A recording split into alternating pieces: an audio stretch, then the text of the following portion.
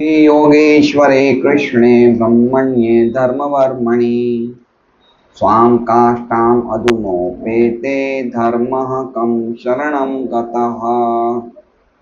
ब्रूहि, कृपया कहें, योगेश्वरे, समस्त योग शक्तियों के स्वामी कृष्णे, भगवान श्री कृष्ण, ब्रह्मण्य, परम सत्य, धर्म, धर्म, वर्मणि, रक्षक, स्वाम, अपना, काष्ठाम, धाम, अधुना, इस समय, उपेते, चले गए, धर्म, धर्म, कम, किसकी, शरणम, शरण में, गतः, गया। चूंकि परम सत्य योगेश्वर भगवान श्री कृष्ण अपने निज धाम के लिए प्रयाण कर चुके हैं, अतएव कृपा करके हमें बताएं कि अब धर्म ने किसका आश्रय लिया है। ओम अज्ञानतिमिरान्धस्य ज्ञानाञ्जनशलाकया चक्षुरुन्मिलितं येन तस्मै श्रीगुरुवे नमः। नाम श्रेष्ठमपि शचीपुत्रमत्र स्वरूपम् रूपं तस्याग्रजं उरुपुरीं माधुरीं गोष्ठवाटीं राधाकुण्डं गिरिवरम् अहोराधिका माधवाशां प्राप्तो यस्य परितकृपया श्रीगुरुं तं नतोऽस्मि। वन्देऽहं श्रीगुरो श्रीयुतपदकमलं श्रीगुरून् वैष्णवांश्च श्रीरूपं साग्रजातं सहगणरघुनाथान्वितं तं सजीवं साद्वैतं सावधूतं परिजनसहितं कृष्णचैतन्यदेवं श्री राधा कृष्ण पादान सहगण ललिता शिवशाखान्वितांश्च गुरु वैष्णव भगवान तीने स्मरण है विघ्न विनाशन अनायास होय निज वांछित पूरण। हरे कृष्णा कृष्णा कृष्णा हरे हरे, हरे राम राम राम हरे हरे। सभी भक्तों का स्वागत है भागवतम कक्षा में। तो आज हमारे इस अध्याय का आखिरी श्लोक है और ये आखिरी श्लोक के साथ साथ आखिरी प्रश्न भी है। शौनक आदि ऋषियों ने पहले अध्याय में 6 प्रश्न पूछे थे, तो 5 प्रश्न अभी तक पूछ चुके हैं, ये 6ठा प्रश्न है। और प्रश्न के साथ साथ एक बहुत ही आवश्यक और महत्वपूर्ण वस्तु इस श्लोक से हमें प्राप्त होती है, वो भी हम जानने का प्रयास करेंगे। तो सबसे पहले हम देखते हैं कि पिछला श्लोक हमने क्या पढ़ा था। त्वं नः संदर्शितो धात्रा दुस्तरं निस्थितिर्षतां कलिं सत्त्वहरं पुंसां कर्णधार इवाणवं, कि आप हमें मिले हैं। शौनक आदि ऋषि सूत गोस्वामी को कहते हैं कि आप हमें मिले हैं, ये भगवान की बहुत बड़ी व्यवस्था है, उनकी कृपा है, क्योंकि ये कलयुग का जो सागर है तैरने के लिए बहुत ही मुश्किल है और हम वास्तव में इससे तरना चाहते हैं, उसके इच्छुक हैं। इसलिए आप हमारे कर्णधार के रूप में प्रकट हुए। कर्णधार मतलब नाविक के रूप में आप हमें हमारी नैया पार कराने वाले हैं। जैसे समुद्र में एक नाव को नाविक ही नैया पार करा सकता है, उसी प्रकार से हम लोगों का कल्याण आप ही करने वाले हैं, क्योंकि हम अपने बल से कुछ नहीं कर सकते हैं। क्योंकि ये कली क्या है, सभी अच्छे गुणों का नाश करने वाला है। कलिम सत्व हरम पुंसाम। तो हमने देखा कि कलयुग के चलते चलते कौन कौन सी चीजें नाश हो रही है हर रोज। क्या है वो श्लोक, वो क्या है, ततश्चानुदिनं धर्मं सत्यम शौचम क्षमा दया कालेन बलिना राजन नंश्यति आयुर्बलम स्मृति। तो हर रोज कलयुग के इस दौर में हर रोज हमारी आयु, हमारा बल, हमारी स्मृति और धर्म, सत्य, क्षमा, दया, ये रोज क्षीण हो रहा है। तो आज का जो श्लोक है वो श्लोक में 6ठा प्रश्न क्या कहते हैं शौनक आदि ऋषि, वो बता रहे हैं। ब्रूहि योगेश्वरे कृष्णे। ब्रूहि मतलब कृपा करके बताइए, हम आपसे पूछ रहे हैं, आप हमें कहिए। योगेश्वर कृष्ण, योगेश्वर भगवान जो सभी योग शक्तियों के स्वामी हैं, कृष्ण जिनका नाम है, जो ब्रह्मणीय, ब्रह्मणीय के अर्थ अलग अलग प्रकार से हैं। एक तो ब्रह्मणी का अर्थ ये होता है कि जो ब्राह्मणों के हितकारी हैं, ब्राह्मणों के शुभ चिंतक हैं। और एक ब्रह्मणी का अनंत अर्थ होता है जो परम सत्य है, परम ब्रह्म है ना। तो इस जगत में जो कुछ भी हम देख रहे हैं, वो जगत की जो भी सत्व है, जो उनकी सत्ता है, वो सब किस पे टिकी हुई है? वो भगवान कृष्ण पे टिकी है। तो भगवान कृष्ण क्या है? परम सत्य है ना। तो परम ब्रह्मणी का अर्थ क्या हो गया? ब्रह्मणी का अर्थ क्या हो गया? प्रभुपाद अर्थ में लिख रहे हैं परम सत्य। परम सत्य मतलब समझ रहे हैं? परम सत्य मतलब जो सत्य जिस पे सब कुछ टिका हुआ है। जैसे भगवान गीता जी में कहते हैं, बीजम माम सर्वभूतानाम, मैं हर एक चीज का सीड हूं, हर एक चीज का बीज हूं, मेरे से ही सब कुछ निकला है। तो मेरे से सब कुछ निकला है मतलब भगवान एक व्यक्ति है, परम सत्य है, षडैश्वर्य पूर्ण एक पुरुष है, परमेश्वर है, और उनके दिव्य शरीर से ही सब कुछ निकला है। तो उनका जो दिव्य शरीर है वो हमारे जैसा शरीर नहीं है, वो सच्चिदानंद है, वो एक व्यक्ति हैं, उनका एक अस्तित्व है, उनकी एक पर्सनैलिटी है, और वो ऐसे व्यक्ति हैं कि जिनके शरीर से ही सब कुछ निकला है। इसे कहते हैं ब्रह्मणीय, परम सत्य, है ना। अलग अलग व्यक्तियों के अलग अलग मत है कि परम सत्य का कोई रूप नहीं है, वो निराकार है, उसकी कोई रूप नहीं है, और उस निराकार ज्योति से ही भगवान निकलते हैं। लेकिन जहां तक गीता और भागवत का मत है, वो ये कहते हैं कि भगवान से निराकार ज्योति निकलती है। समझ रहे हैं बात को? ये 14वें अध्याय के सेकंड लास्ट श्लोक, आखिरी श्लोक में है, ब्रह्मणो ही प्रतिष्ठाहम अमृतस्य व्यस्य च शाश्वतस्य च धर्मस्य सुखस्य कांतिकस्य च। कि ये जो निर्विशेष ब्रह्म है, जो सर्वव्यापी ब्रह्म है, उसकी प्रतिष्ठा, उसका आधार मैं ही हूं। तो परम सत्य कृष्ण है ना। जब तक हम इस बात को नहीं समझेंगे या इस बात को हम स्वीकार नहीं करेंगे, तब तक हमारा भक्ति के क्षेत्र में प्रवेश नहीं हो सकता है। तो गीता जी में भगवान कहते हैं कि पानी का स्वाद मैं हूं, रसो हम अपसु कौन्तेय, प्रभास्मि शशि सूर्य हो, चंद्र का और सूर्य का प्रकाश में हूं, प्रभा में हूं, प्रणव सर्व वेदेशु, सभी वेदों में प्रणव में हूं, शब्दक है, और जो आकाश में जो ध्वनि है वो मैं हूं, और पौरुषम ऋषि, और जो पुरुष की शक्ति है वो मैं हूं, है ना। पुण्यो गंध पृथ्व्याम च, ये जो पृथ्वी की जो सुगंध है वो भी मैं हूं। तो कहने का तात्पर्य बताया है कि भगवान श्री कृष्ण सभी जगह व्याप्त हैं, लेकिन इसका मतलब ये नहीं कि उनका रूप नहीं है ना। जो कुछ भी हम देख रहे हैं वो भगवान का एक रूप है, लेकिन इसके अलावा भगवान का एक खुद का निजी स्वरूप भी है। ऐसा नहीं है कि ये पूरी जगत भगवान का ही रूप है, तो भगवान का अलग से कोई स्वरूप नहीं है। ये 9वें अध्याय के 4थे श्लोक में गीता जी में भगवान क्लेरिफाई करते हैं, मया ततम इदम सर्वम जगत अव्यक्त मूर्ति ना मतस्थानी सर्वभूतानी न चाहम तेषु अस्थित। ये पूरा जो जगत है मेरे निर्विशेष रूप से बना है। देखा जाए तो ये पूरा जगत मैं हूं, लेकिन मैं ये जगत नहीं हूं, मैं इससे अलग स्थित हूं। तो एक तरह से देखा जाए तो पूरा जगत भगवान का रूप है, लेकिन फिर भी भगवान इससे अलग है ना।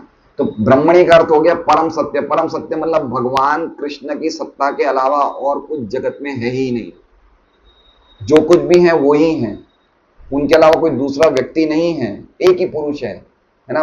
एक ही पुरुष मतलब द्वितीय कोई पुरुष नहीं है। बाकी हम लोग कौन है? सब लोग हम भगवान की शक्तियां हैं, हम प्रकृति हैं। पुरुष तो एकमात्र ही है। पुरुष का अर्थ होता है भोक्ता और प्रकृति का अर्थ होता है भोग्या। तो हम लोग सब भगवान की प्रकृति हैं, लेकिन पुरुष कौन है? कृष्ण है ना। परम ब्रह्म परम सत्य पुरुषम, कौन सा श्लोक है? परम ब्रह्म परम धाम पवित्रम परमं भवान पुरुषम शाश्वतम दिव्यम आदि देवम अजम विभुम आहुस्ताम ऋषय सर्वे देवर्षि नारदस्तथा असितो देवलो व्यास स्वयं चैव भविष्य में। भगवान अर्जुन कंफर्म कर रहे हैं इस बात को कि आप ही परम सत्य हैं, आप ही परम ब्रह्म हैं, आप ही परम धाम है, आप ही परम पवित्र हैं। और मैं अकेला नहीं बोल रहा हूँ, मेरे से पूर्व देवर्षि नारद जी, वेद व्यास जी, असित जी, देवल जी सब इस बात को स्वीकार करते हैं। तो परम ब्रह्म है, तो और वो कैसे हैं? और ब्राह्मणी का अर्थ ये भी हो गया कि वो ब्राह्मणों की संस्कृति को रक्षा करने वाले हैं, है ना। वो ब्राह्मणों का विशेष ध्यान रखते हैं। ब्राह्मण मतलब जो सनातन संस्कृति, जो ब्राह्मण संस्कृति का पालन करते हैं, उन व्यक्तियों का भगवान विशेष ध्यान रखते हैं, है ना। एक भगवान का एक प्रणाम मंत्र है, क्या है? नमो ब्रह्मण्य देवाय गौ ब्राह्मणिताय च जगदिताय कृष्णाय गोविंदाय नमो। तो भगवान दो व्यक्तियों की विशेष रक्षा करते हैं, गायों की और ब्राह्मणों की। तो बिना गाय और बिना ब्राह्मण के मनुष्य समाज की जो भी तथाकथित प्रगति है वो श्रम एवं केवलम है ना। ब्राह्मण मतलब जो वास्तव में गुण और कर्मों द्वारा ब्राह्मण है ना। ब्राह्मणों के जो क्वालिटीज गीता जी में गुण क्या है? शमो दम तप शौचम शांतिर आर्जव एवं ज्ञानम विज्ञानम आस्तिक्यम। तो शम मतलब मन का कंट्रोल, दम मतलब इंद्रियों का कंट्रोल, सरल रहते हैं, ईमानदार होते हैं, सत्य बोलते हैं, जिनको ज्ञान है, जो भगवान के भक्त होते हैं, उन्हें ब्राह्मण कहा जाता है। खाली जन्म लेने से व्यक्ति ब्राह्मण नहीं हो जाता है, उसमें ब्राह्मणों के गुण और ब्राह्मणों के कर्म होने चाहिए। तो ऐसे व्यक्ति जो होते हैं वो भगवान उनकी विशेष ध्यान रखते हैं, है ना। हम देखते हैं कि ये 10वें स्कंद में भगवान की नृग, राजा नृग के साथ कथा है ना। राजा नृग बहुत बड़े राजा थे, जो बड़े दानवीर राजा थे। राजा नृग की कथा 10वें स्कंद में है। तो उनसे एक बार गलती से एक ब्राह्मण की गाय गलती से दूसरे ब्राह्मण को दे दी गई, और खाली ब्राह्मणों की संपत्ति को हड़पने का, यद्यपि उनका कोई विशेष वो मन ऐसा था नहीं, विचार गलती से ऐसा हो गया, लेकिन ये करने पे भी उनको छिपकली बनना पड़ा। तो भगवान आखिर में अपने बच्चों को समझाते हैं कि कभी भी ब्राह्मणों का धन या ब्राह्मणों की संपत्ति, यद्यपि चाहे कैसा भी हो, तुम कभी भी उसको प्राप्त करने का वो मत करना। या तो कोई चीज आपने उनको दे दी है तो उनसे वापस मत ले लेना, नहीं तो उसका बहुत ही 60,000 सालों तक हल्की गतियों में रहना पड़ता है। ये सब भागवत में लिखा हुआ है। तो विशेष रूप से ब्राह्मणों का विशेष ध्यान रखने वाले सुदामा विप्र, है ना, नारद जी, ये सब भगवान के महल में आते तो भगवान कितना उनका आदर सत्कार करते हैं। तो भगवान को क्या बताया है? योगेश्वर है, कृष्ण है, ब्रह्मणीय और धर्म वर्मणि। धर्म वर्मणि मतलब धर्म की रक्षा करने वाले। वर्मणि मतलब समझ रहे हैं? वर्मणि का अर्थ श्रीधर स्वामी बताते हैं कवच, शील्ड, है ना। कोई व्यक्ति कुछ भी करे तो भगवान कवच रखते हैं जिससे कि धर्म की रक्षा होती है। तो प्रश्न ये है कि भगवान जो योगेश्वर हैं, जो परम सत्य हैं, जो धर्म के रक्षक हैं, वो स्वाम काष्ठाम, स्वाम मतलब खुद के, काष्ठाम मतलब धाम, अपने धाम में अधु, अधु मतलब अभी अभी उपेते चले गए, है ना। भगवान कृष्ण अपने धाम में चले गए तो धर्म कम शरणम गता, धर्म किस व्यक्ति की शरण में गया? ठीक है, अभी तक धर्म किनकी शरण में थे? जब भगवान वहां पे थे तब किसकी शरण में था धर्म? भगवान की शरण में। भगवान एक व्यक्ति है, ठीक है। अब धर्म ने किसकी शरण ली है? कोई ना कोई व्यक्ति की ही शरण ली होगी। धर्म कोई ना कोई व्यक्ति की ही शरण लेगा। तो कम का ये कम जो शब्द है उसकी एक विशेष अर्थ है कि कम मतलब किसकी शरण ली। तो भगवान तो चले गए, तो अब धर्म ने किसकी शरण ली है? धर्म कम शरणम गतम, कि भगवान के जाने के पश्चात धर्म किसकी शरण में गया। तो श्लोक का अर्थ समझ रहे हैं आप लोग? ऐसे तो सिंपल है श्लोका कि हे सूत गोस्वामी हमें बताइए कि योगेश्वर भगवान कृष्ण जो धर्म के रक्षक थे, जो ब्राह्मणों के हितकारी थे, जो परम सत्य थे, जब वो अपने धाम चले गए तो फिर धर्म किसकी शरण में गया? ठीक है, अब देखिए सबसे पहले हम इस श्लोक को समझेंगे कि हम सबसे पहले समझना चाहिए कि धर्म क्या है और अधर्म क्या है। अगर हम धर्म और अधर्म के बीच में डिफरेंस नहीं जानते हैं, इसका मतलब हम धर्म का पालन नहीं कर रहे हैं। ठीक है। जैसे मान लीजिए कि अगर कोई पूछा जाए कि ज्ञान क्या है और अज्ञान क्या है, तो अगर हमें नहीं पता कि ज्ञान क्या है और अज्ञान क्या है, तो इसका मतलब हम अज्ञान में हैं। तो उसी प्रकार से अगर धर्म क्या है और अधर्म क्या है अगर हमें नहीं पता, तो हम अधर्म कर रहे हैं। ठीक है। तो समझना चाहिए कि गीता जी में भगवान क्या श्लोक बोलते हैं 4थे अध्याय में, यदा यदा ही धर्मस्य ग्लानिर्भवति भारत अभ्युत्थानम धर्मस्य तदात्मानं सृजाम्यहम्। कि जब जब धर्म की ग्लानि होती है, ग्लानि का मतलब समझ रहे हैं, धर्म का अर्थ क्या है? धर्म का अर्थ मनुष्यों के कर्तव्य है ना। धर्म का पालन मनुष्य ही कर सकता है, पशु तो कर नहीं सकता है। तो मनुष्य की ड्यूटी को क्या बोलते हैं? धर्म बोलते हैं। जैसे स्त्रियों का धर्म है घर का ध्यान रखना, रसोई बनाना, पति की सेवा, ये स्त्री की ड्यूटी है। तो धर्म का अर्थ क्या हो गया है? हमारी ड्यूटी क्या है। तो जब जब हम अपनी ड्यूटी को करने से च्युत हो जाते हैं, चूक जाते हैं, तो भगवान वापस प्रकट होते हैं हमें बताने के लिए कि हमारा धर्म क्या है। धर्म की ग्लानि होती रहती है, अगर नहीं होती तो भगवान ऐसा क्यों बोलते हैं यदा यदा ही धर्म से? यदा यदा मतलब जब जब जब जब धर्म की ग्लानि होती है, मैं वापस धर्म को पुनः स्थापित करता हूं। तो इसका मतलब काल का प्रभाव इतना जबरदस्त है कि समय समय पे धर्म की ग्लानि होती है। लोग भूल जाते हैं कि हमारी ड्यूटी क्या है ना। तो फिर भगवान बताते हैं, अलग अलग ड्यूटीज बताते हैं, अलग अलग वर्ण और अलग अलग आश्रमों के धर्म बताते हैं, संन्यास धर्म बताते हैं, अलग अलग ड्यूटी बताते हैं गीता में। और सबसे आखिर में क्या बोलते हैं कि सर्वधर्मान परित्यज्य मामेकम शरणं व्रज अहम त्वाम सर्व पापेभ्यो मोक्षयिष्यामि मा शुचि। तो सबसे परम धर्म क्या बताया कि एकमात्र मेरी सेवा करना ही परम धर्म है। जो कुछ भी मैंने तुम्हें पहले धर्म बताए हैं वो धर्म को तुम छोड़ दो, लेकिन ये धर्म को कभी मत छोड़ना। इसलिए कहा क्या है? सर्वधर्मान परित्यज्य। जो कुछ भी मैंने तुम्हें पहले बताया उसको छोड़ दो। इसलिए 2 प्रकार की आज्ञाएं होती है शास्त्रों में। एक तो आज्ञा होती है शुरू की आज्ञा और एक होती है बाद की आज्ञा।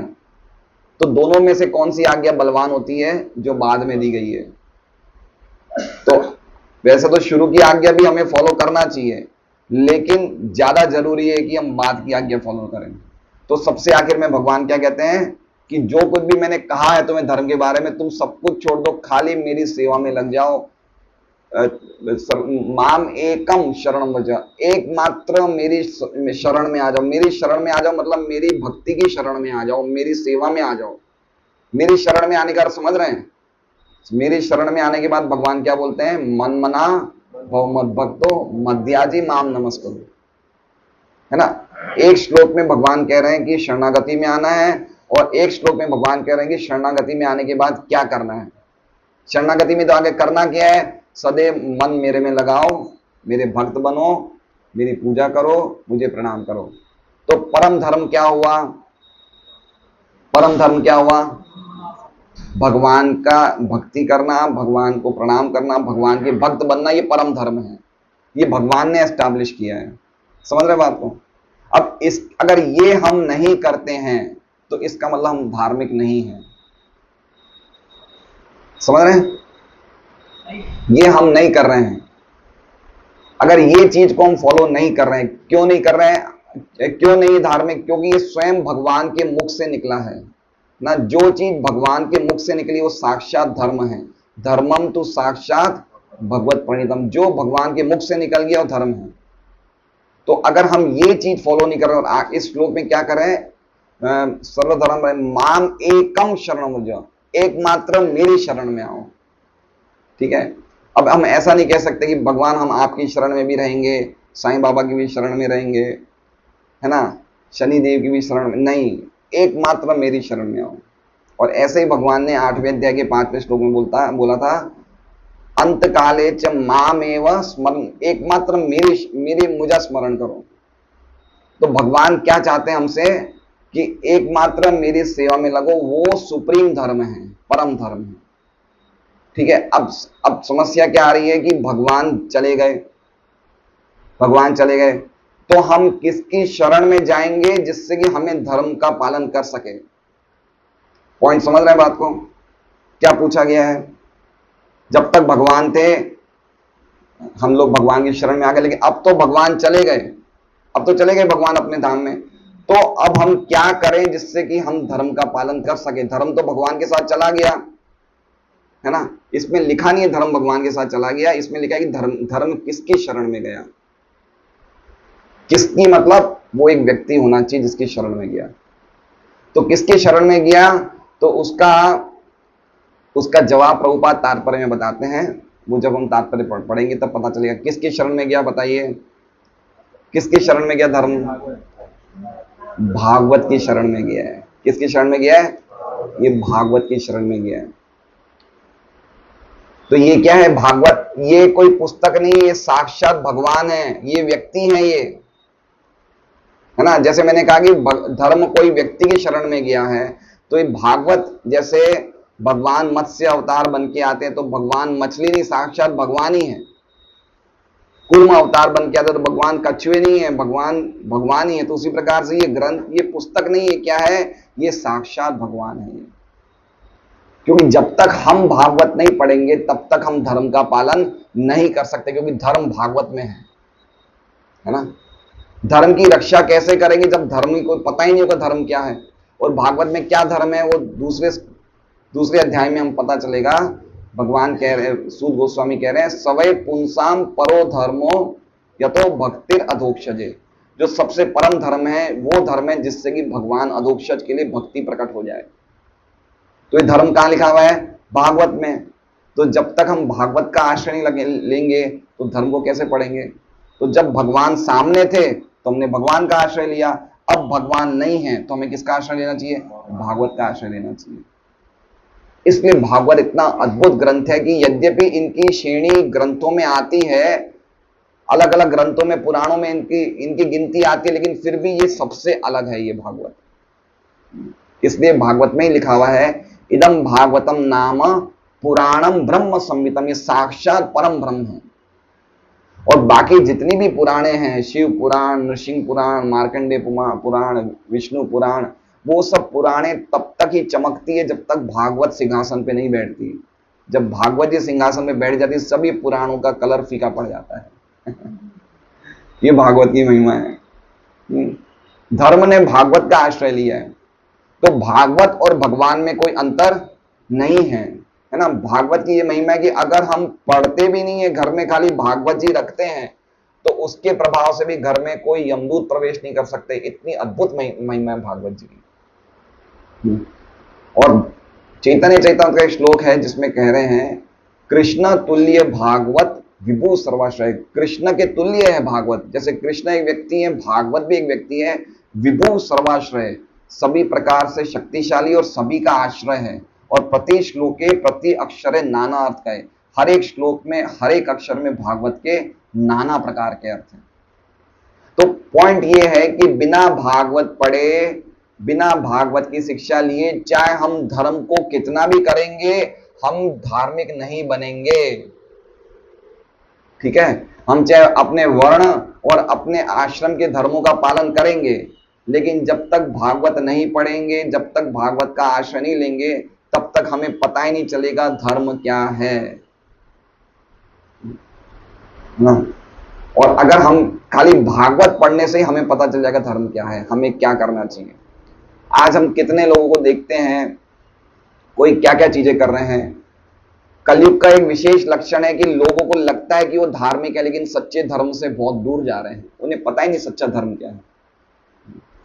ये आसान नहीं जानना। धर्म का रहस्य बहुत ही गूढ़ है। या तो बड़े बड़े शुद्ध भक्त हैं, उनके हृदय में धर्म का रहस्य छुपा हुआ है, या भागवत में धर्म का रहस्य छुपा हुआ है। हर एक जगह धर्म का रहस्य खुलेआम नहीं है, लोगों को पता ही नहीं सच्चा धर्म क्या है। और गीता जी में भगवान खुद कहते हैं, मनुष्याणाम सहस्रेषु कश्चित् यतति सिद्धये। कोई लाखों में से एक व्यक्ति मेरी तरफ मोक्ष की तरफ जाता है, और उनमें से भी कोई मोक्ष प्राप्त करने वालों में से भी कोई लाखों व्यक्तियों में से कोई एक मुझे प्राप्त करता है। तो ये भागवत हमें भगवान की प्राप्ति कराती है। इसलिए भागवत में भगवान धर्म ने भागवत में शरण ली है। अब हम श्रीधर स्वामी की टीका पढ़ेंगे। धर्मस्य वर्मणि कवचवत् रक्षके। धर्म का कवच रूप कवच की जैसे धर्म की रक्षा भगवान कृष्ण ने करी। स्वाम काष्ठाम, खुद के, काष्ठाम का अर्थ बताया मर्यादा, स्वरूप, ये अर्थ बताए काष्ठाम के श्रीधर स्वामी ने। और बाद में उत्तर भी लिखा है श्रीधर स्वामी ने कि इस प्रश्न का उत्तर क्या, मतलब इस प्रश्न का उत्तर भी श्रीधर स्वामी ने अपनी टीका में दे दिया। वो उत्तर कौन से श्लोक में है? पहले स्कंद के 3रे अध्याय के 45वें श्लोक में उत्तर दे दिया। उत्तर क्या है? श्रीधर स्वामी बता रहे हैं, कृष्णे सो धामोपगते, जैसे इसमें लिखा है ना, स्वाम काष्टाम अधुनोपेते, अपने धाम में गए, उसके बाद धर्म किसकी शरण में लिए? तो इसमें उत्तर में आया है कृष्णे सो धामोपगते, जब कृष्ण अपने धाम जाते हैं, उपगते तो क्या होता है? धर्म ज्ञानादि सह, अपने साथ धर्म ज्ञान सब कुछ लेके जाते हैं। कलिम नष्ट दिशामेश, कलयुग में हम सबकी दृष्टि क्या हो गई है? नष्ट हो चुकी है। पुराण आर को अधुनोदित, तो ये जो पुराण है, भागवत है, ये सूर्य की तरह उदित हुई है, हमें धर्म का प्रकाश देने के लिए, ज्ञान का प्रकाश देने के लिए। तो कृष्ण अपने साथ धर्म ले गए, लेकिन वापस भागवत में ये धर्म और ज्ञान हमें वापस प्रकाशित होता है। इसलिए इसका आंसर क्या है? धर्म किसकी शरण में गया है? बाकी 5 क्वेश्चन के तो आंसर हमें दूसरे अध्याय में मिल जाएंगे, जो दूसरा अध्याय हम शुरू करेंगे, लेकिन इसका आंसर हमें श्रीधर स्वामी अभी बता देते हैं कि भगवान धर्म भागवत जी की शरण में गया है। क्या है और धर्म क्या है भागवत की शरण में? भागवत का धर्म क्या है? सबसे आखिरी श्लोक क्या है भागवत का? नाम संकीर्तनम यस्य सर्व पाप प्रणाशनम प्रणामो दुख शमनस्तम नमामि हरिम परम, ये भागवत का आखिरी श्लोक है। 2 चीज करने से व्यक्ति के सभी दुखों का हर हो जाता है और भगवान को प्राप्त होता है। क्या है? सबसे पहले नाम संकीर्तनम यस्य, हरे कृष्णा कृष्णा कृष्णा हरे हरे, हरे राम राम राम हरे हरे, सर्व पाप प्रणाशनम प्रणाम और दुख शमनस, और भगवान हरि को प्रणाम करने से अभी सभी हमारे दुखों का शमन होता है। तो ये भागवत का क्या है? भागवत का सार क्या है? भगवान की शुद्ध भक्ति में लग जाना, ये भागवत जी का सार है कि भगवान के भक्त बन जाना। और ये गीता जी का सार है, मन मना हो मत भक्तो, मेरी शरण में आओ।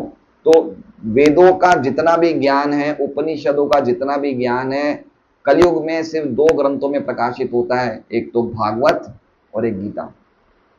इसलिए दोनों ग्रंथ, कम से कम दोनों ग्रंथ, ये पूर्ण सेट हमारे घर में होने चाहिए। तो हम श्री विश्वनाथ चक्रवर्ती ठाकुर की टीका पढ़ते हैं। कृष्ण धर्म के रक्षक हैं, धर्म वर्तमनी, मतलब भगवान कृष्ण जब थे तब कोई भी अधर्म नहीं हुआ था, उनके सामने कोई अधर्म नहीं हो पाया, उन्होंने ऐसे धर्म की रक्षा करी। धर्म की रक्षा करने का मतलब कि जो व्यक्ति धर्म का पालन करता है उनकी रक्षा भगवान करते हैं।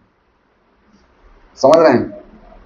धर्म की रक्षा मतलब धर्म टूटना नहीं चाहिए, धर्म को मतलब कोई डिसोबे नहीं करना चाहिए, है ना। और जो धर्म का पालन करता है उसकी भगवान रक्षा करते हैं, धर्म रक्षित रक्षति, है ना। तो भगवान एक कवच की तरह, एक वरमणि की तरह धर्म की रक्षा करते हैं। कैसे कर सकते हैं? इतने शक्तिशाली क्यों है भगवान? धर्म की रक्षा करना सरल है क्या? बताइए, रक्षा करना धर्म की सरल है? परीक्षित महाराज ने क्या धर्म की रक्षा करी बताइए? एक गाय को कली मार रहा था तो परीक्षित महाराज ने क्या कहा कली को कि तुम इसे नहीं मार सकते हो, और परीक्षित महाराज खुद उसे मारने को तैयार हो गए। तो धर्म की रक्षा करना सरल है मुश्किल है? मुश्किल है। उन्होंने कली को रोक दिया गाय को मारने से, सिर्फ एक गाय कटने जा रही थी पूरे इस देश में। आज बच पा रही है गाय? नहीं। तो धर्म को रक्षा करना आसान नहीं है, कोई बहुत ही स्ट्रॉन्ग व्यक्ति चाहिए जो धर्म की रक्षा कर सकता है। इसलिए कह रहे हैं कि भगवान कृष्ण ने धर्म की रक्षा करी और एक कवच की तरह उन्होंने धर्म के आगे खड़े रहे। क्यों ऐसा कर सके वो? क्या कारण है उसका? तो कह रहे हैं योगेश्वरे। क्यों किया उन्होंने ऐसा करने के पीछे कारण क्या है? योगेश्वरे का मतलब वो सभी योगों के स्वामी हैं। ये बताता है कृष्ण की शक्ति, कृष्ण की शक्तियां अनंत है, इसलिए उन्होंने धर्म की रक्षा करी। इसलिए बता रहे हैं शब्द के नाम से योगेश्वर है। योगेश्वर का एक और अर्थ है, योगों का राजा कौन है? भक्ति योग। और ईश्वर मतलब जिनकी आराधना की जाती है, तो भक्ति योग के द्वारा भगवान की आराधना होती है ना। गीता जी में कहीं लिखा हुआ है, भक्तिया माम अभिजानाति, एकमात्र भक्ति के द्वारा ही मुझे जाना जा सकता है, मुझे तत्व से जाना सकता है। भगवान कहीं भी ऐसा नहीं कह रहे हैं कि मुझे कर्म के द्वारा या ज्ञान के द्वारा जाना सकता है, एकमात्र भक्ति के द्वारा ही जाना जा सकता है। तो हमें क्या बनना चाहिए? भगवान के भक्त बनना चाहिए ना, भगवान यही तो कह रहे हैं। और भक्त बनने के लिए क्या करना है कलयुग में, है ना। भगवान की भक्ति कलयुग में किससे शुरू होती है? भगवान के नामों से, है ना। नाम बिनु कली काले नाही आर धर्म, सर्व मंत्र सार नाम ए शास्त्र मर्म। कलयुग में नाम के बिना और कोई धर्म नहीं है। सर्व मंत्र सार, सभी मंत्र जितने भी है उनका सार क्या है? नाम। ए शास्त्र मर्म, और यही शास्त्रों का मर्म है ना। इसलिए अगर हमें वास्तव में धर्म का पालन करना है कलयुग में, तो दो चीजें हमें कम से कम करनी चाहिए। क्या? एक तो ये नामों का उच्चारण, हरे कृष्णा कृष्णा कृष्णा हरे हरे, हरे राम राम राम हरे हरे। और दूसरा, जो धर्म जो चार पैरों पे खड़ा है, उन पैरों को ब्रेक नहीं करना है। चार पैर कौन से हैं? सत्य, शौच, दया और तपस्या। ठीक है। धर्म रूपी बैल ये चार स्तंभों पे खड़ा है, चार पैरों पे खड़ा है, इन्हें ब्रेक नहीं करना चाहिए। तो ब्रेक कैसे होते हैं? सत्य का नाश होता है जुए के द्वारा, पवित्रता का नाश होता है व्यभिचार के द्वारा, और क्या कहते हैं, तपस्या का नाश होता है नशे के द्वारा, और दया का नाश होता है मांसाहार के द्वारा। तो अगर वास्तव में हम चाहते हैं कि भगवान हमारी रक्षा करें कवच की तरह धर्म वर्मणि, तो हमें ये चार चीजों का पालन करना चाहिए। और ये महामंत्र के कम से कम रोज 27-28 हजार नाम, ये इतने रोज लेने चाहिए। तो कौन कौन करेगा आज से? कल क्या है? कल बलराम पूर्णिमा है, कल बहुत विशेष दिन है ना। बलराम जी मतलब आदि गुरु, भगवान के बड़े भाई क्या है? आदि गुरु। तो भगवान बलराम जी क्या करते हैं? हमें शक्ति देते हैं, बल देते हैं, आध्यात्मिक शक्ति देते हैं, जिससे कि हम भगवान कृष्ण की भक्ति प्राप्त करें। तो कल बहुत विशेष दिन है बलराम पूर्णिमा, बहुत सुंदर अभिषेक रहेगा हमारे मंदिर में सुबह 11:30 बजे। तो आप लोग जरूर पधारिएगा। सुबह 12 बजे तक व्रत रहता है, उसके बाद हम लोग प्रसाद ले सकते हैं। तो कल बहुत विशेष दिन है। तो आपसे सबसे निवेदन है कि अगर हम धर्म का पालन नहीं करेंगे तो काल चक्र में सब पीसे जाएंगे। काल चक्र, ये कौन सा चक्र चल रहा है? काल चक्र। वो पहले के जमाने में लेडीज वो क्या वो चक्की पीसती थी, तो काल की क्या बोलते हैं काल की चक्की में हम सब लोग पीसे जा रहे हैं। 84 लाख योनियों में भ्रमण कर रहे हैं। अगर हमें वास्तव में बचना है, पुनरपि मरणम पुनरपि जननम पुनरपि जननी जठरे शयनम, बार बार जन्म, बार बार मृत्यु, बार बार माँ के गर्भ में जाना, इससे बचना है तो धर्म का पालन करना पड़ेगा। धर्म का पालन भागवत में बताया है, और भागवत का सार है नाम संकीर्तन, भगवान के नामों का कीर्तन। और कली काले नाम रूपे कृष्ण अवतार। कलयुग में भगवान किसके रूप में आए हैं? नाम के रूप में आए हैं, है ना। कली काले नाम रूपे कृष्ण अवतार। एक गिलास पानी लाइए ना। और नाम है तो सर्व जगत निस्तार, ना नाम से सब जगत का निस्तार होगा। तो नाम क्या है? कोई नाम कोई साधारण चीज नहीं है, साक्षात भगवान है। नाम और भगवान में कोई अंतर नहीं है ना। हम लोग नाम को इजी लेते हैं, इसलिए हम मन लगा के नाम नहीं करते, जप नहीं करते। नाम और नामी एक ही हैं। भौतिक जगत में नाम और नामी अलग अलग हैं, और भगवान के धाम में नाम और नामी एक ही है। तो ये जो उदाहरण है हम अभी ये पानी के द्वारा बताएंगे। मुझे प्यास लगी नहीं है, ये तो मैं एक उदाहरण बताना चाहता हूं। देखिए ये क्या है? पानी है। ग्लास में क्या है? जल है। ठीक है, पानी हम बोलते हैं। और एक है शब्द पानी और एक है वस्तु पानी। दो चीजें हैं नहीं है। ये वस्तु है पानी, और एक मैं बोल रहा हूं मुझे प्यास लगी पानी दो। मैंने शब्दों से पानी बोला, और ये वस्तु पानी है। अब मैं खाली शब्द बोलूंगा पानी पानी पानी और मैं वस्तु को नहीं पीऊंगा तो मेरी प्यास बुझ जाएगी क्या? नहीं बुझेगी ना। मुझे शब्द, इसका मतलब क्या हो गया, शब्द और वस्तु में अंतर है। ठीक है, शब्द अलग है और वस्तु अलग है। अगर एक ही होता तो पानी पानी बोलने से प्यास बुझ जाती। तो ये भौतिक जगत का ये दोष है कि यहाँ पे दोनों चीजें अलग अलग हैं। लेकिन भगवान के धाम में, भगवान के नाम में, भगवान और उनका नाम एक ही है। तो जब हम शुद्धता से नाम लेते हैं तो स्वयं भगवान हमारी जीवा पे प्रकट होते हैं। हरे कृष्णा कृष्णा कृष्णा हरे हरे, हरे राम राम राम हरे हरे। अब आया तो पी लेता हूं।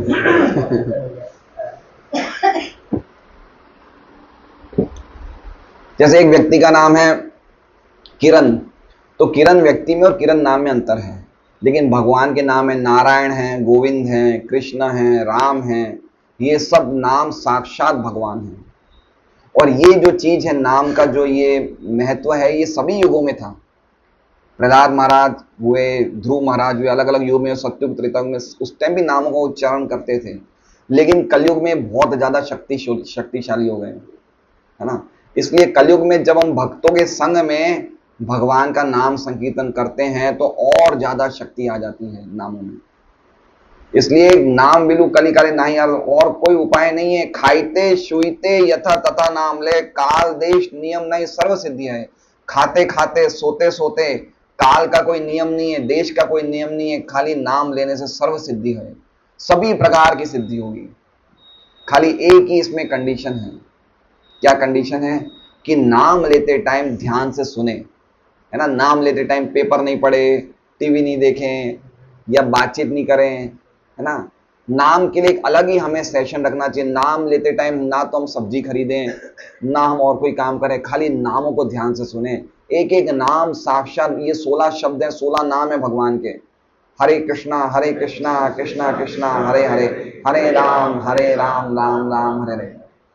एक मंत्र अच्छी तरह नहीं सुना तो एक पेपर पे एक चौकड़ी लगाओ, एक गलती हो गई, हरे कृष्णा। ऐसे जब हम 16 माला के चौकड़ियां बहुत बढ़ जाएगी, फिर धीरे धीरे अच्छी क्वालिटी करेंगे तो चौकड़ियां कम हो जाएगी। इसका मतलब हमारे नाम में शुद्धता आ रही है ना। तो ये इतनी इंपॉर्टेंट चीज हमें कलयुग में सबसे सरल चीज मिल गई, सबसे ऊंची चीज बड़ी आसानी से मिल गई है। तो हम देखते हैं कि व्यक्ति चाहे कितना ही अधार्मिक क्यों ना हो, चाहे कितना ही पापी क्यों ना हो, लेकिन खाली नाम लेने से और भागवत का आश्रय लेने से वो सबसे बड़ा धार्मिक बन जाता है। प्रभुपाद जी ने यही करके बताया। अमेरिका गए, फॉरेन गए, ऐसे ऐसे व्यक्ति थे जो ये 4 नियमों को रोज ही तोड़ते थे। जुआ, सट्टा, नशा, मांसाहार, व्यभिचार सब करते थे।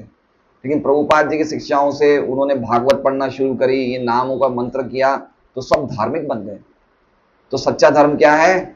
भगवान के नामों का आश्रय लेना, ये सच्चा धर्म है। और कोई धर्म को हम अपनाएंगे, घर धर्म चल ही नहीं पाएगा, क्योंकि हमने पहले ही कंडीशन रख दी कि धर्म भगवान की शरण में है। भगवान ने अब किसको दे दिया धर्म? भागवत को दे दिया।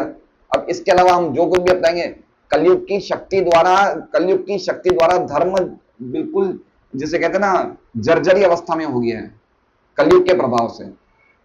इसलिए धर्म ने भगवान का आश्रय लिया था, भगवान ने तो भागवत का आश्रय लिया है। तो भागवत की शिक्षाओं के अलावा अगर हम और कुछ अपनाएंगे तो हम धार्मिक नहीं हैं। ये समझने जैसी बात है। चाहे हम लग रहे हम धार्मिक हैं, लेकिन वास्तव में धार्मिक नहीं है। तो अब हम विश्वनाथ चक्रवर्ती ठाकुर की टीका पढ़ रहे थे। आगे कह रहे हैं कि वो धर्म की रक्षा क्यों कर पाए भगवान कृष्ण? क्योंकि वो योगेश्वर थे, सभी शक्तियों के स्वामी थे। ब्रह्मणी का अर्थ बताया कि जो व्यक्ति धर्म का पालन करता है उसके प्रति भगवान समर्पित रहते हैं। ये भगवान का दयालुत्व बता रहा है कि भगवान इतने दयालु स्वभाव के हैं कि जो व्यक्ति धर्म का आचरण करता है भगवान उसके लिए समर्पित रहते हैं। भगवान के लिए उस व्यक्ति के लिए भगवान के हृदय में एक विशेष जगह होती है जो धर्म का पालन करता है। स्वाम काष्टाम का अर्थ बता रहे हैं खुद की स्थिति या मर्यादा। अमर कोश के अनुसार काष्टा का अर्थ होता है स्थिति, मर्यादा, दिशा। ये भगवान का जो धाम था, ये लोगों के सामने 120 साल के बाद अदृश्य हो गया। है ना। मतलब द्वारका धाम में भगवान 120 साल तक थे, उसके बाद ये धाम हमारे लोगों की दृष्टि से अदृश्य हो गया। अदृश्य हो गया मतलब कोई लोग बोलते हैं द्वारका डूब गया, समुद्र में डूब गया, ऐसा है। लेकिन समझना चाहिए ये जो धाम होते हैं, ये सब द्वारका हो गया, अयोध्या हो गया, या क्या कहते हैं वृंदावन हो गया, मथुरा हो गया, जगन्नाथपुरी हो गए, ये धाम इस भौतिक जगत के हिस्से नहीं हैं। ये मायापुर हो गया, ये सब इस भौतिक जगत के हिस्से नहीं है। ये कोई जमीन, ये कोई हमारे जैसे सूरत बंबई जैसे शहर नहीं है। ये जब भगवान आते हैं तो भगवान के साथ आते हैं, और जब भगवान जाते हैं तो ये हमारी दृष्टि से अदृश्य हो जाते हैं, लेकिन फिर भी ये रहते हैं हमारा कल्याण करने के लिए। जैसे वृंदावन धाम में अगर हम जाते हैं, मथुरा धाम जाते हैं, द्वारका धाम जाते हैं, तो हम सामान्य जगह नहीं हैं, हम भगवान के धाम में ही वास कर रहे हैं। इसलिए भगवान के धाम में जो रह के शरीर छोड़ता है वो कहाँ जाता है? भगवान के धाम जाता है। ये भगवान के धाम में शरीर छोड़ने की महिमा है। इसलिए व्यक्ति को 55, 60, 65 साल पास करने के बाद कहाँ रहना चाहिए? वहां धाम में रहना चाहिए, या एटलीस्ट कम से कम ऐसा कर सकते हैं, जैसे कोई व्यक्ति 65, 70 साल का हो गया है, तो पति पत्नी 15 दिन रहे वृंदावन, फिर वापस 15 दिन सूरत आ जाए, ठीक है, फिर वापस मन उब जाए, सूरत से वापस चले जाए, फिर वापस आ जाए, फिर धीरे धीरे क्या होगा, 20 दिन रहो, खाली 10 दिन यहाँ रहो, फिर 25 दिन रहो, फिर 5 दिन यहाँ रहो, 5 दिन सूरत क्या कर रहे हैं बच्चे बच्चे हिसाब किताब रखने के लिए, देखने के लिए आ जाओ, फिर वापस चले जाओ। ऐसे करते करते क्या होगा, धीरे धीरे धीरे हमें पता चलेगा सुपीरियर क्या है, इंफीरियर क्या है, भगवान के धाम में कितना आनंद है, यहाँ पे क्या लोग परेशान हैं। तो धीरे धीरे धीरे यहाँ रहने की हमारी इच्छा कम हो जाएगी। एक साथ हम सूरत छोड़ देंगे तो रहा नहीं जाएगा, वहां जाके भी हमें यहाँ की यादें आएंगी। इसलिए वहां जाके थोड़ा थोड़ा यहाँ आओ, दोनों को कंपेयर करो कहाँ पे ज्यादा दिव्यता है, फिर धीरे धीरे धीरे अपने आप छूट जाएगा। क्योंकि भौतिक जगत में भी भगवान ऐसे ही बता रहे हैं, ब्रह्मण्यदाय कर्मण्य, कि संसार में रहो, कैसे रहो, कमल का फूल जैसे पानी में रहता है, पानी में रह के भी अलिप्त रहता है। तो उसी प्रकार से जब हम भौतिक जगत में, हमारे आधुनिक व्यवस्था में जब हम भक्ति करते हैं, तो धीरे धीरे हमें भक्ति का स्वाद पता चलता है, और भौतिक जगत में कितने कष्ट है, कितनी गड़बड़ी है, वो भी पता चलता है। इसलिए जब कोई धर्म का पालन करता है तो उसको सार भी पता चल जाता है और असार भी पता चल जाता है। परमहंस होते हैं, वो दूध और पानी के मिश्रण में से दूध को निकाल के पानी को छोड़ देते हैं। उसी प्रकार से जो भक्ति करेगा वो धर्म को अपना लेगा और अधर्म को छोड़ देगा। इसलिए भगवान के धाम में जाने की प्रैक्टिस तीर्थ स्थलों में हमें बनाए रखनी चाहिए। आगे विश्वनाथ चक्रवर्ती ठाकुर बता रहे हैं, जो मुनियों ने 6 प्रश्न किए वो 6 प्रश्न बता रहे हैं, क्योंकि आज 6ठा प्रश्न है ना, आज प्रश्न कंप्लीट हो गए। ये पूरा भागवतम इन 6 प्रश्नों पे आधारित है। आगे और भी प्रश्न आएंगे, है ना। परीक्षित महाराज सुखदेव गोस्वामी से करेंगे, उद्धव जी और क्या कहते हैं कृष्ण में संवाद चलेंगे, भगवान विदुर जी में और मैत्रेय में संवाद चलेंगे, वसुदेव जी और नारद जी में चलेंगे, लेकिन उन सबका आधार ये 6 प्रश्न है। तो 6 प्रश्न हम वापस आज विश्वनाथ चक्रवर्ती ठाकुर रिवाइज करने को बोल रहे हैं। सबसे पहला प्रश्न है, कृपा करके हमें बताइए कि मनुष्य जीवन का परम श्रेय क्या है, परम कल्याण किस में है। इन सब प्रश्नों के उत्तर हमें दूसरे अध्याय में मिल जाएंगे। दूसरा बता रहे हैं कि हमें जिनको श्रद्धा है उन्हें हम शास्त्रों का निचोड़ बता दीजिए, शास्त्रों का सार बता दीजिए, जिससे कि हमारी बुद्धि तुष्ट हो जाए। ये दूसरा प्रश्न है। तीसरा प्रश्न ये है कि कृपा करके हमें बताइए, हम सुनने के इच्छुक हैं कि भगवान यद्यपि अजन्मा है फिर भी देवकी के गर्भ से क्यों प्रकट हुए, वसुदेव के बेटे के रूप में क्यों प्रकट हुए। ये तीसरा प्रश्न है। चौथा बता रहे हैं कि उन भगवान श्री कृष्ण के बारे में बताइए जो भगवान कृष्ण में सभी अवतार समाहित हैं। जितने भी अवतार है सब भगवान कृष्ण के शरीर में समाहित है, तो उन कृष्ण के चरित्र के बारे में हमें बताइए, उनकी लीलाओं के बारे में बताइए। चौथा प्रश्न है। पांचवा है कि इनके अलावा जो दूसरे अवतार है उनकी भी कथा बताइए, खाली कृष्ण की नहीं, कृष्ण के साथ साथ जो दूसरे अवतार हैं, जैसे नारद जी भी अवतार हैं, राम, भगवान, कश्यप, ये सब अलग अलग अवतारों की अलग अलग कैटेगरीज है, उन सब के बारे में भी हमें बताइए। और आखिरी प्रश्न आज का था कि अब कृष्ण अपने धाम चले गए हैं तो धर्म किनकी शरण में गया है। तो ये विश्वनाथ चक्रवर्ती ठाकुर की टीका है। अब हम प्रभुपाद जी की टीका पढ़ते हैं। प्रभुपाद जी क्या लिख रहे हैं।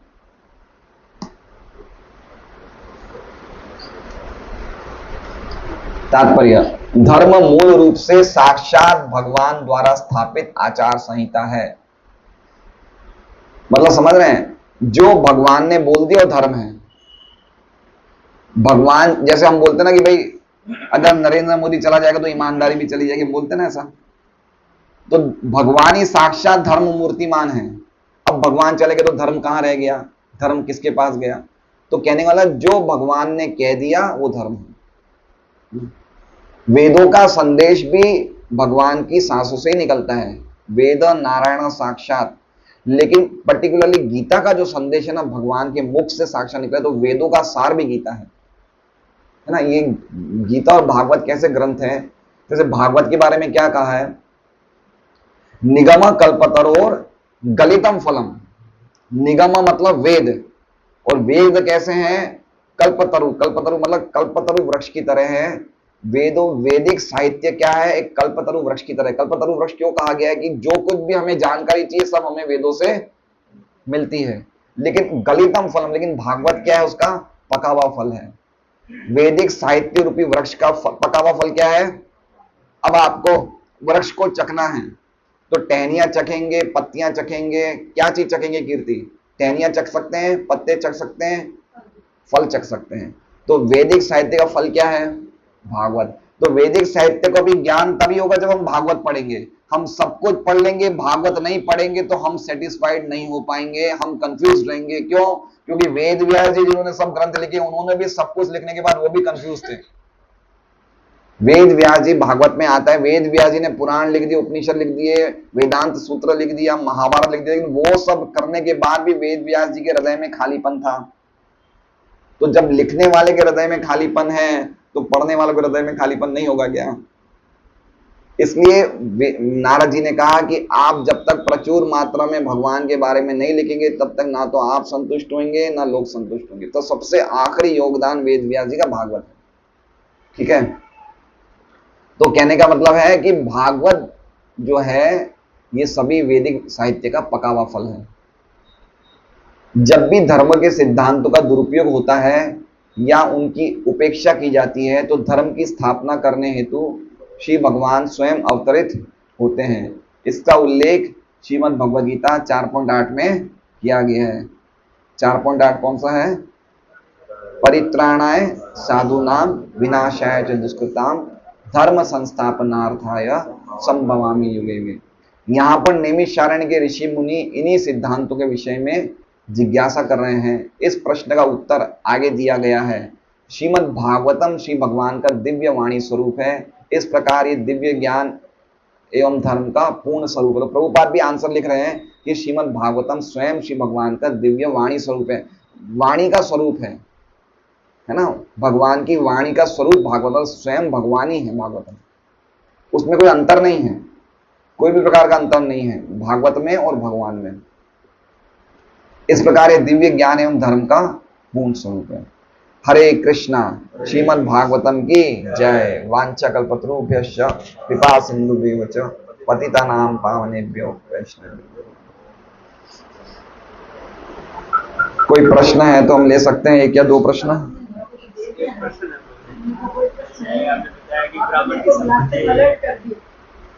ब्राह्मण की संपत्ति बन गया था, ब्राह्मण की संपत्ति गद्दी से उसके पास आ गई, तो कोई वैष्णव की संपत्ति हरण कर ले। तो ब्राह्मण और वैष्णव की संपत्ति हड़प करना बहुत बड़ा जिसे कहते हैं पाप है। उसका बहुत ही जिसे कहते हैं खतरनाक रिजल्ट है उसका। भक्तों की संपत्ति या ब्राह्मणों की संपत्ति अगर कोई व्यक्ति हर लेता है या उस पे जैसे कहते हैं ना कि अनलॉफुल, बिना कायदे का उस पर कुछ कब्जा कर लेता है, तो उसके जो रिएक्शंस हैं, उसके जो फल हैं, बहुत ही जिसे कहते हैं खराब हैं। इसलिए हमें ध्यान रखना चाहिए, कभी भी ब्राह्मण और वैष्णव की संपत्ति को या उनके धन को कभी भी प्रयास भी नहीं करना चाहिए हड़पने का। या जैसे मान लीजिए कि अब रामकृष्ण प्रभु वैष्णव हैं, ठीक है, ये भक्त हैं, और मैंने इनसे 1 लाख रुपए लिए कि मुझे कुछ समय के लिए 1 लाख रुपए चाहिए, अब मैं लौटा नहीं रहा हूँ इन्हें, मेरी नीयत बिगड़ गई है। तो ये बहुत बड़ा, मैं जिसे कहता हूँ कि मैं बहुत बड़ा घोर अपराध कर रहा हूँ। एक सामान्य व्यक्ति का लेना भी तो अपराध है, उसके लिए भी, उसका उतारने के लिए भी हमें अगला जन्म लेना पड़ता है। तो ये तो वैष्णव है, इसका तो क्या होगा? अनजाने में भी किया हुआ अपराध है। राजा नरक ने भी तो अनजाने में ही किया था ना। राजा नरक की कथा क्या थी कि एक ब्राह्मण की गाय थी, वो गाय सड़क पे घूम रही थी, वो गलती से राजा नरक की गौशाला में आ गई। और राजा नरक की गौशाला में आने के बाद वो गाय राजा की नहीं थी, वो ब्राह्मण की थी। लेकिन फिर राजा नरक ने वो गाय, उनको तो लगा भाई मेरी गौशाला में आई है, उनको थोड़ी पता उस ब्राह्मण की थी, तो उन्होंने फिर वो गाय का दान किसी दूसरे ब्राह्मण को कर दिया। तो उन्होंने भी अनजाने में ही किया ना। लेकिन उसके लिए वो क्या बन गए? वो छिपकली, नृगकूप। ये अभी भी द्वारका में, अगर आप द्वारका जाओ तो अभी पूछेंगे रिक्शे वाले से कि नृगकूप कहाँ है, जहाँ पे वो कुआ, जहाँ पे नृग मछली के रूप में, छिपकली के रूप में, तो वो बताएंगे द्वारका के एंट्रेंस में ही है, बड़ा सा कुआ है, नृगकूप बोल सकते हैं हम, रिक्शे वाले को बताएंगे वो कहाँ पे है ये। तो बहुत दोष है ब्राह्मणों की, वैष्णवों की संपत्ति करने का। यहाँ तक कि हमें इतना भी, इतना और ध्यान रखना चाहिए। मान लो कि अब तो सच्चे ब्राह्मण बचे नहीं हैं, लेकिन एटलीस्ट जो जाति वाले ब्राह्मण हैं उनका भी हम कुछ नहीं हरे तो अच्छा है। बिल्कुल, जैसे कहते हैं ना कि prevention is better than cure. जैसे मान लीजिए कोई शुक्ला है, कोई त्रिवेदी है, कोई चतुर्वेदी है जाति के ब्राह्मण, लेकिन अब वो ब्राह्मण के गुण और वो कर्म नहीं बचे हैं, तो उनकी भी हमें संपत्ति या उनका जो भी लेना देना है बराबर हिसाब करना चाहिए, रखना नहीं चाहिए कुछ भी। है बोल, आपने अभी बताया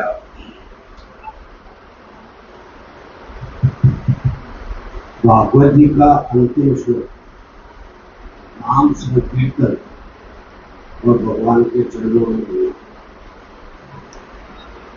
वो सारांश है।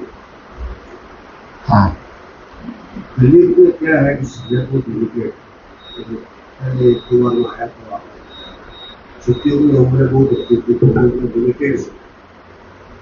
आज अपने यहाँ भी कई लोग बैठे हैं, कोई 50-60 साल का, समय बहुत कम।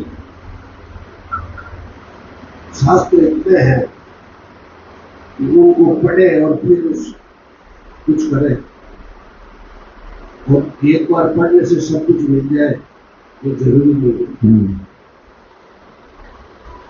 तो जो ये अंतिम श्लोक में जो आपने बताया, पकड़ना और भगवान को पढ़ना, तो जब जो हर समय कैसे चले, आपने 8वें अध्याय का 4-5वां श्लोक बताया, अंत काले जो मामले में उसमें कलेवरम। तो वो जो अंत काल की जो स्थिति होती है, जो भगवान की अपनी स्मृति रहती है, वो भी होनी चाहिए। रात को सोते सोते आदमी चले जाते, हर समय ये भगवान नाम अपने अंदर किसे चलता रहे, होता ही ये मिटने लगने लगे और अपने आप याद आने लग जाता और अपना होने लग जाता। तो ये कैसे संभव, कैसे हो सकता है? ये तो बहुत ही अच्छा प्रश्न है कि हमारे पास समय कम है, सब शास्त्र पढ़ने का भी टाइम नहीं है, तो हम कैसे अंत काल में भगवान का स्मरण कर सकते हैं और कैसे हम प्रैक्टिस करें कि हम रोज हर समय स्मरण कर सके। तो इसके लिए जवाब ये है कि हमें अभ्यास करना पड़ेगा, है ना। गीता जी में भगवान अर्जुन के प्रश्न का जवाब देते हैं। अर्जुन पूछते हैं, चंचलम ही मना कृष्ण प्रमाथि बलवद्रम तस्य हम निग्रह मन्ये वायु सुष्करम। तो भगवान कहते हैं, असंशयम महाबाहो मनो दुर्निग्रहम चरम अभ्यासेन तु कौन्तेय वैराग्येण च क्रियते। अभ्यास और वैराग्य, तो हमें अभ्यास करना चाहिए। कोई भी चीज व्यक्ति परफेक्ट होता है प्रैक्टिस से, तो हमें अभ्यास करना चाहिए। हमें प्रयास करना चाहिए कि भाई मैं कम से कम सतत नहीं कर सकूं तो एटलीस्ट कम से कम एक बेसिक गाइडलाइन है कि कम से कम भाई मैं इतनी माला रोज करूं, ठीक है। जितना हम मुंह से बोलें उतना अच्छा है। फिर अगर मुंह से ज्यादा नहीं बोल सकते तो हृदय में स्मरण करें, मन में स्मरण करें, है ना। तो इस तरह से प्रैक्टिस जितना करेंगे जितना प्रैक्टिस, अभी क्या है कि 2-3 हाँ जैसी स्थिति में भी इसको सत्संग करना, हाँ। तो पॉइंट ये है कि व्यक्ति को प्रैक्टिस से सब कुछ होगा, प्रैक्टिस करना चाहिए। और भगवान की भक्ति कैसे उपजेगी? भागवत पढ़ने से। जब तक भागवत नहीं पढ़ेंगे तब तक नाम में रुचि नहीं आएगी।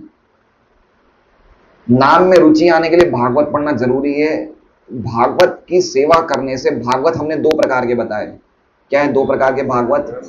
ग्रंथ भागवत और भक्त भागवत। हमें नाम लेके मुक्ति होने का प्रयास, हमें भक्तों को कि हमें मुक्त होना है, वो भावना अच्छी है मुक्त होना, लेकिन उससे श्रेष्ठ भावना है कि भगवान की सेवा प्राप्त करना। तो वो सेवा प्राप्त होगी जब हमें नामों में रुचि आएगी। वो नामों में रुचि कब आएगी?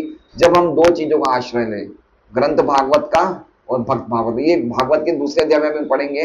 श्रु श्रु शो शब्ददान से वासुदेव कथा रुचि श्यान मह सेवया विप्र पुण्य तीर्थ निषेवणान। वासुदेव की कथा में, वासुदेव के नाम में रुचि तभी आएगी जब हम महत लोगों की सेवा करेंगे, जब शुद्ध भक्तों की सेवा करेंगे। सेवा मतलब उनसे बराबर सुनेंगे, उनके संदेश को अपने जीवन में पालन करने का प्रयास करेंगे। भागवत पढ़ेंगे तो नामों में रुचि आएगी। तो भागवत पढ़ना, भागवत और नाम दो ऐसी चीजें हैं कि ये मृत्यु के बाद भी चलती है, मोक्ष के बाद भी चलती है। रसम आलयम, आलयम मतलब अगर हम मोक्ष भी प्राप्त कर लें उसके बाद भी भागवत पढ़ना और नाम लेना चालू रहेगा। ये कोई भी स्टेज में बंद नहीं हो सकता है। इसलिए दोनों पढ़ना चाहिए और दोनों के लिए प्रैक्टिस चाहिए। अगर हम आधा घंटा 1 घंटा भागवत पढ़ते तो थोड़ा और पढ़ें, भगवान के नामों के लिए हम प्रयास करें। अभी मैं 2-3 महीनों से स्विमिंग पूल जा रहा हूँ कसरत करने के लिए, क्योंकि शरीर बहुत जकड़ गया है तो मैं 35-40 मिनट स्विमिंग करता हूँ। तो अब स्विमिंग में तो हरे कृष्णा बोलूंगा तो मैं स्विमिंग नहीं कर पाऊंगा, थक जाऊंगा ना। मैं बोलते बोलते कैसे करूंगा?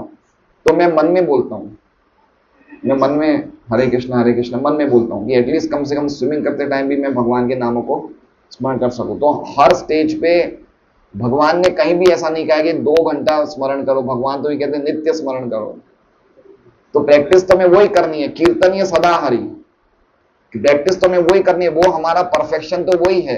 लेकिन अभी हम परफेक्शन के लेवल पे नहीं है, अभी हम प्रैक्टिस के लेवल पे हैं। तो एटलीस्ट उस लेवल तक पहुंचने के लिए कुछ थोड़ा बहुत तो हम चालू करें, इतना तो करें। जैसे मैंने कहा कि भाई हम धाम जा रहे हैं तो 15 दिन वहां रुके, 15 दिन यहाँ है, फिर धीरे धीरे हमारी प्रैक्टिस बढ़ेगी कि भाई और इंटरेस्ट आएगा। तो उसी प्रकार से कुछ इतनी मालाएं करें, फिर इतनी माला हम और कर सकते तो थोड़ा और बढ़ाएं, फिर और बढ़ाएं, फिर ऐसे ऐसे बढ़ाते बढ़ाते फिर हमें धीरे धीरे नामों में इतनी रुचि हो जाएगी कि हम 64 माला कर सकते हैं, रोज 1 लाख नाम ले सकते हैं, है ना। कितने हमारे भक्त हैं जो 64 माला करते हैं, कोई 128 माला करते हैं। ऐसे भी भक्त हमारे जो 128 माला करते हैं। 128 मतलब कितने हो गए? ये 16 घंटे, 16 घंटे हो गए। तो कैसे आया? पहले 16 माला से शुरू किया, धीरे धीरे इंटरेस्ट बढ़ा। तो मेन बात है भक्तों के संग में, अभ्यास से, अपनी खुद की गंभीरता पे सब कुछ डिपेंड करता है।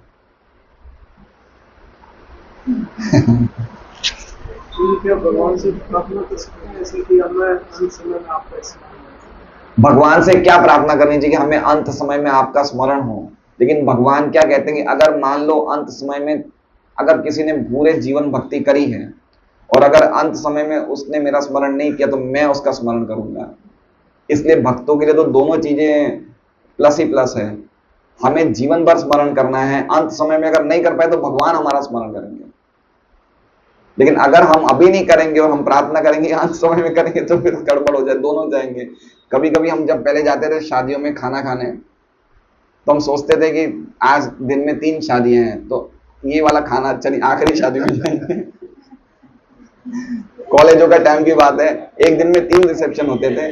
तो सोचते थे यार यहाँ नहीं, वो उसमें जाएंगे उसमें ज्यादा चीजें मिलेगी लेकिन जब वहां जाते तो कुछ नहीं मिलता था तो अच्छा है कि हम अभी से ही स्मरण चालू कर दे, नाम लेना चालू कर दे, तो अल्टीमेटली हमें परफेक्शन मिलेगा। कहीं ना कहीं हम लॉस में नहीं है, नुकसान नहीं है कहीं में।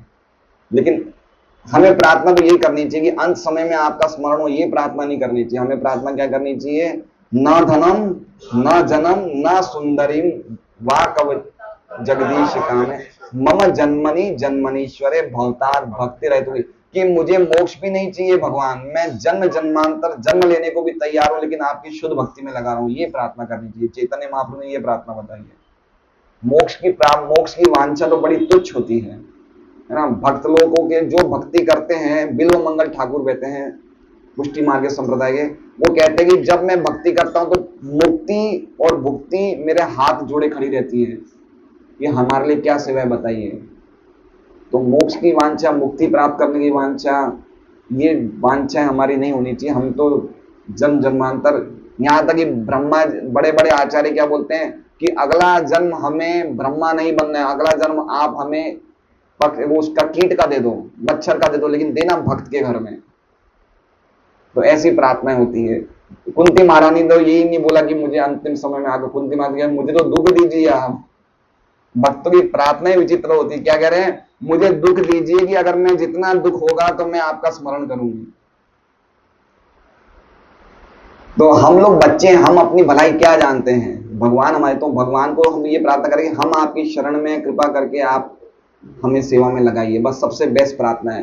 हरे कृष्णा कृष्णा कृष्णा हरे हरे, हरे राम राम राम हरे। इस महामंत्र का अर्थ ये कि हम, हे हरा, हे श्रीमती राधा रानी, हे कृष्णा, हम बड़े गिरे में, आप हमें अपनी सेवा में लगाइए। ये सबसे बेस्ट प्रार्थना है।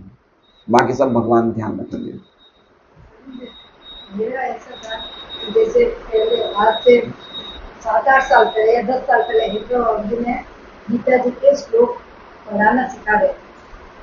मेरा बिल्कुल, मतलब बिल्कुल ही नहीं इज्जत था, बिल्कुल ही नहीं था। उसके बाद गीता क्लास ज्वाइन की हमने। जैसे मंगलाचरण लोग हमारे क्या लर्न करके वापस एग्जाम दे रहे, उच्चारण से ही अच्छा। तो हम बच्चों को पढ़ा सकते। तो ये लोग हमारे एग्जाम देने को, यार मेरे को ऐसा लगता, मैं यही बोलती, मेरे को लर्न नहीं होता, मेरे को लर्न नहीं होता, मेरे को लर्न नहीं होता। उसके बाद मैं जैसे जैसे एक बार इनको एग्जाम दिया, लर्न करने लगी, पहले ये देख के कब खत्म हो, अब कितने बाकी, अब कितने बाकी। अब ये लगता मंगलाचरण ऐसे हो रहा है, मालूम ही नहीं पड़ रहा, 12 बार ऐसे हो रहा है, 15, अब उनमें मैं कभी नहीं देखती हूँ अभी कितने श्लोक बाकी बचे। जैसे कुछ चीजें ऐसी हो जाती, अभ्यास करते करते इजी हो जाती है। यस। तो ये मैं कल ही इनको भी बोल के बैठी, मैं पहले भी देखती हूँ कितने श्लोक बाकी है, अभी कितने श्लोक बाकी है। तो यही चीज आगे कैसे और रहे, चाहती ये हूँ, लेकिन पता नहीं मन में एक आ जाता है, मेरे से होता है, मेरे से होता है। और एग्जाम देने में पता नहीं क्यों टेंशन होता है कि मेरा गलत होगा, जबकि ये खुद मेरा ले रहे हैं। तो बोले तेरा उच्चारण बहुत बड़ा सही है। ये भी इतना कॉन्फिडेंस नहीं, अगर मैं इन लोगों को एग्जाम नहीं दे पाती, ये मेरे मन का, और इनके सामने बोलती। वो तो देखिए, पॉइंट ये है कि अभ्यास करने से सब सही होता है। अभ्यास करना चाहिए, जितना हम प्रैक्टिस करेंगे उतना अच्छा, और जितना हम प्रैक्टिस करेंगे उतना मन धीरे धीरे और सरल हो जाएगा लगना। क्योंकि मन, गीता जी में कहते हैं, मन शत्रु भी है, मित्र भी है। जितना आप मन को कंट्रोल करेंगे, सेवा में लगाएंगे, वो मित्र बन जाएगा। तो धीरे धीरे मन भी हमें बहुत ही सपोर्ट करेगा, हमारा मित्र बन जाएगा मन। लेकिन अगर हम मन को, हाँ, लेकिन मन को हम अगर कंट्रोल नहीं करेंगे तो मन हमारा सबसे बड़ा शत्रु है।